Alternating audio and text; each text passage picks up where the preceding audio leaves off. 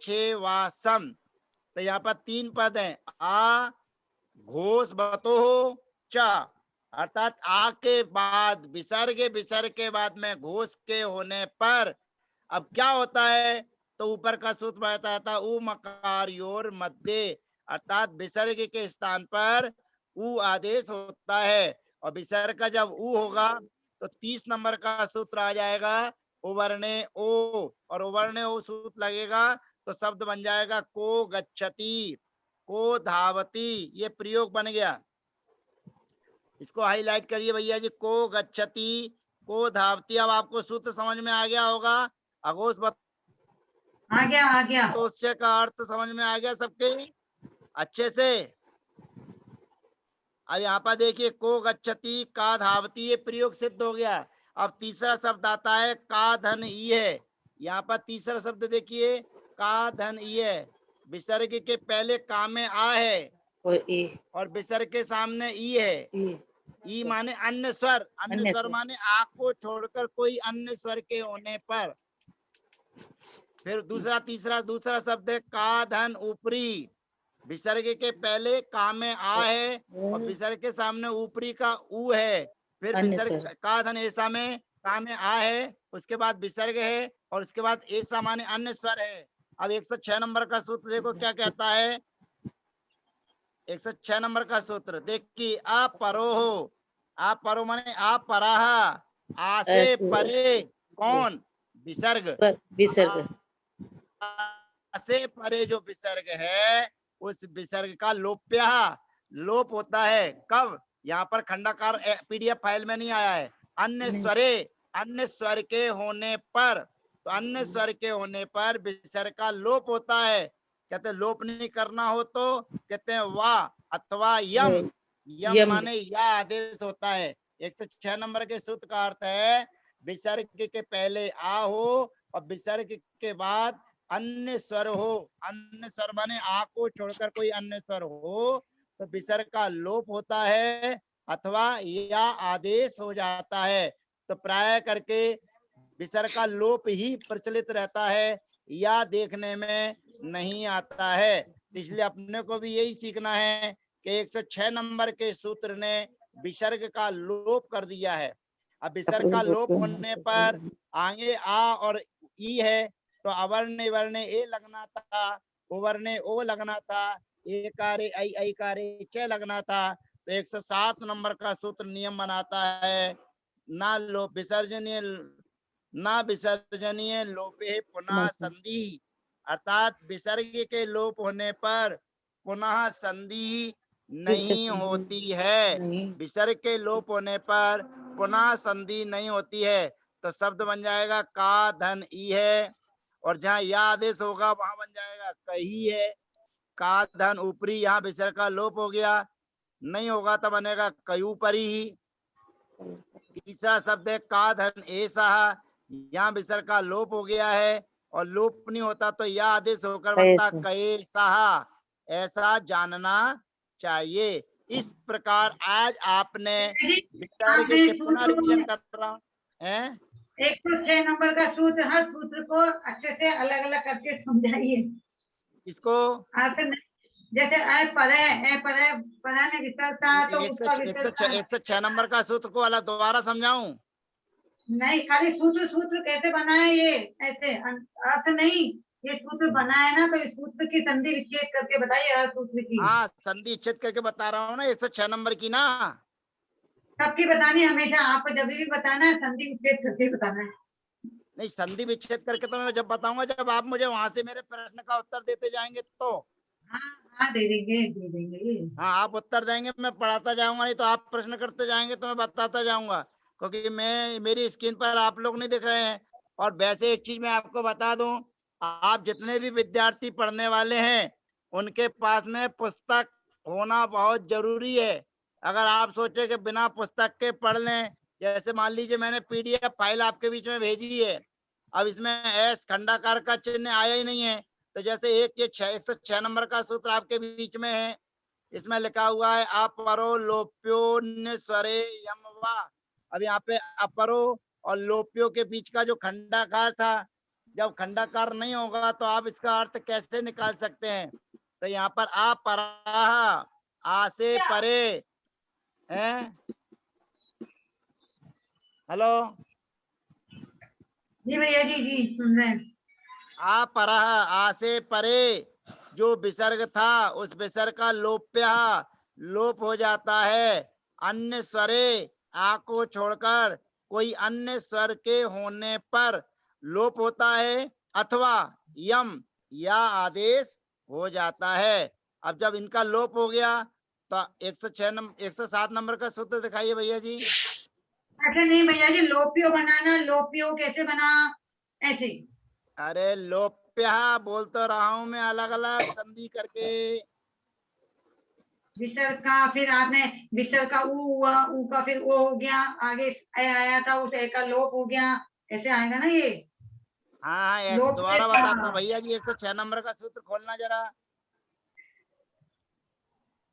ये देखिए यहाँ पर क्या है, आप पराहा, यहाँ पर विसर्ग का ऊ होकर ओ हो गया है।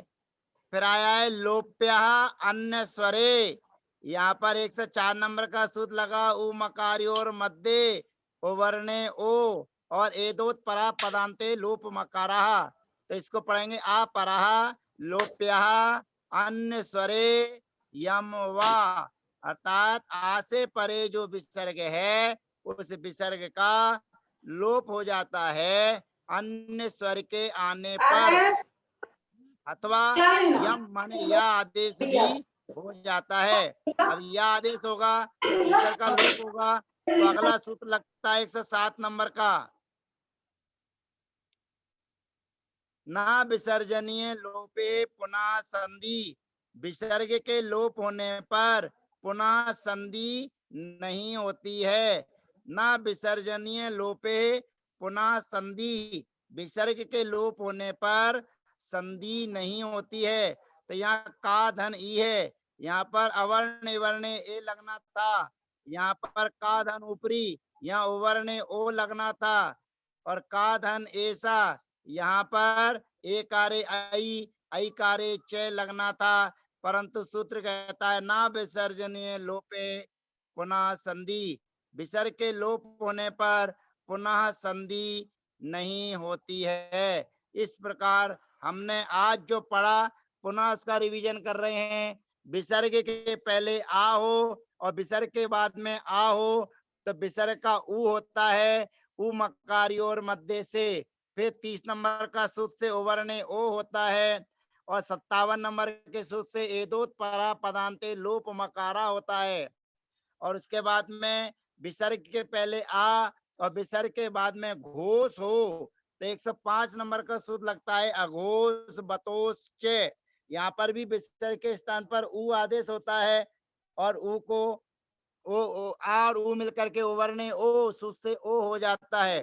फिर अगला सूत्र आता है विसर्ग के पहले आ हो और विसर्ग के बाद में कोई अन्य स्वर हो। अन्य स्वर का मतलब है आ को छोड़कर कोई 13 स्वर में से कोई एक स्वर हो तो विसर्ग का लोप हो जाता है, लोप होता है, अथवा या आदेश होता है। तो सामने वाला प्रश्न करता है जब तुमने विसर्ग का लोप कर दिया तो यहाँ पर अवर्ण एवर्ण ए उवर्ण ओ एदोत परा पदांते लोप मकारा से संधि कर दीजिए।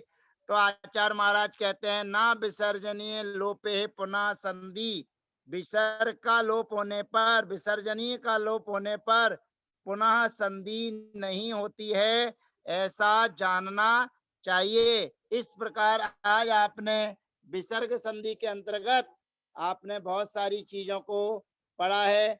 कल हम विसर्ग के बाद, विसर्ग के पहले बड़ा आ लेके आएंगे, अभी विसर्ग के पहले छोटा आ लेके आए हैं, अब कल विसर्ग के बाद बड़ा आ लेकर आएंगे, उसकी संधि आपको सिखाएंगे। आप सभी लोग भैया जी थोड़ा सूत्र पाठ, शाम की क्लास नहीं हुई थी कल, कल आपकी शाम की क्लास नहीं थी तत्काल सूत्र की। कल शाम की क्लास में टावर और सिंगल नहीं मिले थे, आज लेंगे। आज अब हमने देख लिया है कि एक दोपहर में सिंगल कहाँ मिलते हैं। अब हम रोज आपको इसी जगह पे ऐसे खुले में बैठेंगे जहाँ पर सिंगल और टावर मिले। कल भी टावर और सिंगल नहीं थे, इसलिए क्लास नहीं लग पाई थी, जिसके लिए हम क्षमा चाहते हैं। और अब आपको ये बता दें कि आपकी पंच संधि लगभग पूरी हो चुकी है। 2-4 प्रयोग और आपको सीखना है। अब उसके बाद आपको प्रैक्टिकल ही करना है और जब तक आप प्रैक्टिकल करके नहीं पढ़ेंगे, तो आपको कभी भी व्याकरण आने वाली नहीं है। 2-3 चीज़ें मैं आपको निर्देशित कर रहा हूँ।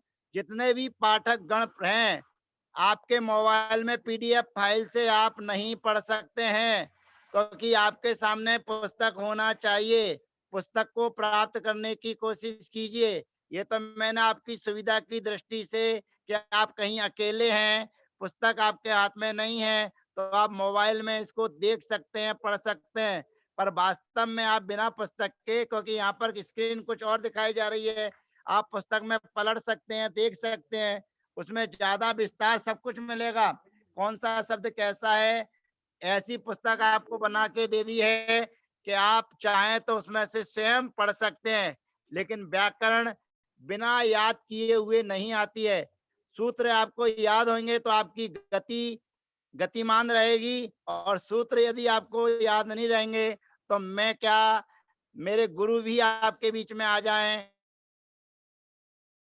तो आपको व्याकरण नहीं सिखा सकते हैं। मेरे गुरु डॉक्टर पंडित पन्नालाल जी साहित्याचार्य एक उच्च कोटि के विद्वान रहे हैं, जिन्होंने मुझ जैसे बेकार पत्थर को, जिस पत्थर का कहीं उपयोग नहीं हो सकता, जिसको कुछ कहते हैं साहित्य में कौन सा पत्थर कहते हैं, उस पत्थर को भी उन्होंने घिस के, सींच के, सही करके योग्य बना दिया है। तो योग बनाया जब, उन्होंने मेरे से केवल एक ही बात कहा था, बेटा सूत्र तुम्हें याद होंगे तो आज नहीं तो कल तुम्हारी गति गतिमान हो जाएगी, लेकिन सूत्र याद नहीं करोगे।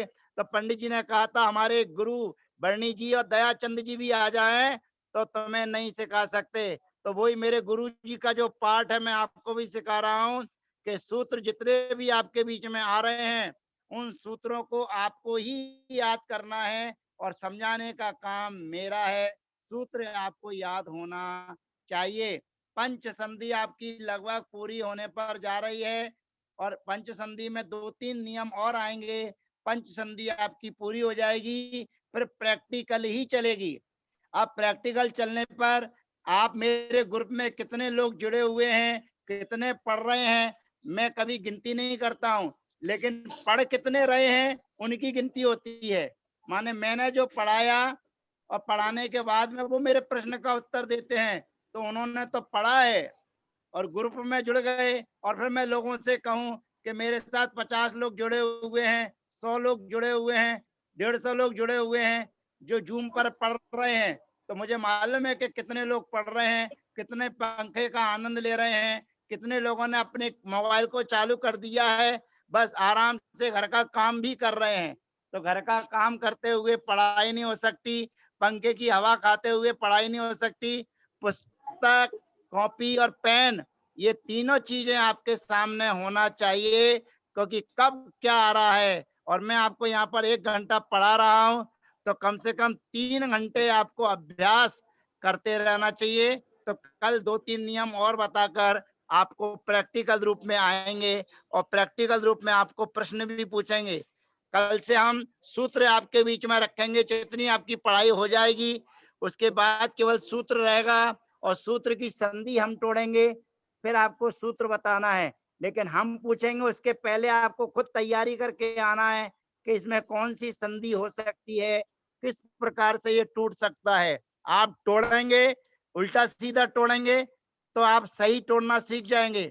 हम ही तोड़ेंगे और हम ही आपको बताएँगे, तो आप कभी भी जोड़ नहीं पाएँगे और अपने आप को योग्य नहीं बना पाएँगे। तो आज का समय आपका हुआ, मेरे नेटवर्क थोड़े लेट मिले, उसके लिए मैं आपसे क्षमा चाहता हूँ और कल शाम की तत्वार सुध की क्लास आपकी नहीं हो पाई। बहुत से लोगों ने फ़ोन लगा के भी संपर्क किया था, जिनको सवेरे मैंने देखा तो उनके मिस्ड कॉल थे, तो मैं समझ गया कि जो उसी समय क्लास का संकेत देने वालों के फ़ोन थे, लेकिन सभी आपके अंतराय क्रम का उदय भी हो सकता है अथवा मेरे प्रमाद का भी एक भंग हो सकता है। मैं प्रमादित था, इस कारण आपसे जुड़ नहीं पाया, तो मेरे प्रमादित होने पर भी आपके ज्ञानावरण कर्म और अंतराय कर्म का कहीं न कहीं उदय होगा, इसलिए आपको ज्ञान का अर्जन नहीं हो पाया। और मेरे भी कहीं ना कहीं दानांतराय कर्म का क्षयवसम नहीं होगा, इसलिए मैं आपको कल रात्रि में 8 बजे नहीं दे पाया था। आज पुनः 8:30 बजे मैं आपके बीच में रहूंगा। तत्वार सूत्र जो कल मैंने आपको पढ़ाया है और उसको प्रैक्टिकल रूप में पढ़ाऊंगा, क्योंकि तत्वार सूत्र की क्लास में बहुत से ऐसे भी हैं जो कातंत्र जिन्होंने नहीं पढ़ी और जुड़ गए हैं, तो मैं नहीं चाहता कि उनका भी नुकसान हो। तो आपको तत्वार सूत्र संबंधी जो भी प्रैक्टिकल है वो मैं आपको यहीं इसी क्लास में सिखाऊंगा, क्योंकि इस क्लास में आप कातंत्र ही पढ़ रहे हैं और तत्वार सूत्र वालों ने कातंत्र नहीं पढ़ी है, तो फिर वो बोर होने लगेंगे। इसलिए तत्वार सूत्र की क्लास में भी आप लोग बैठे हुए हैं, पर आप लोग पूरे नहीं बैठे हैं, और तत्वार सूत्र की क्लास में वो लोग नहीं बैठे हैं जो कातंत्र रूपमाला पढ़ते हैं। इसलिए दोनों का अलग अलग है। तो तत्वार सूत्र में प्रैक्टिकल कम करूंगा और यही प्रैक्टिकल ज्यादा करूंगा। 2-3 नियम और पढ़ लेंगे, उसके बाद पंच संधि आपको अंदर घोंट कर अच्छे से पिला दी जाएगी, फिर आगे का चैप्टर चालू होगा। सभी से उत्तम क्षमा के वंदना भैया जी, सभी को जय जिनेंद्र। के वंदना भाव भैया जी, के परिणामों की विशुद्धता है।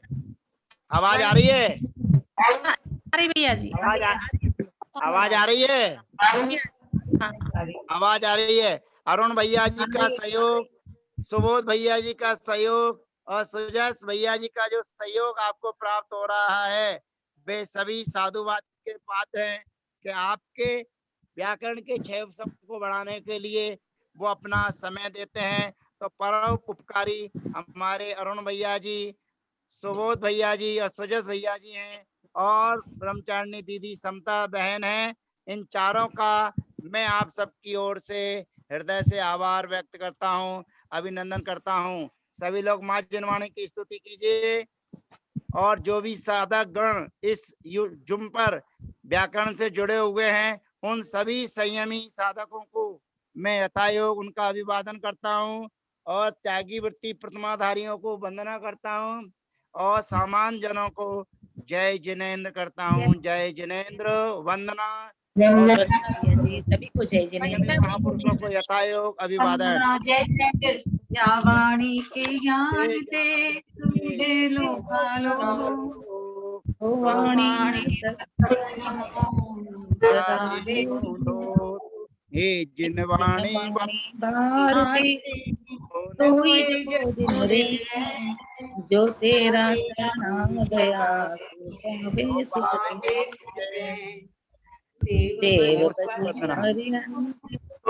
देव भजो हरिहंत को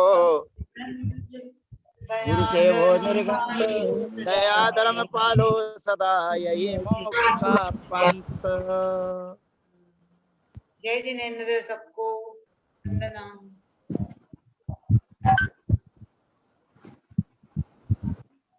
जय सबको, वंदना भैया जी। जय जिनेंद्र। अरुण भैया बहुत बहुत आभार, धन्यवाद।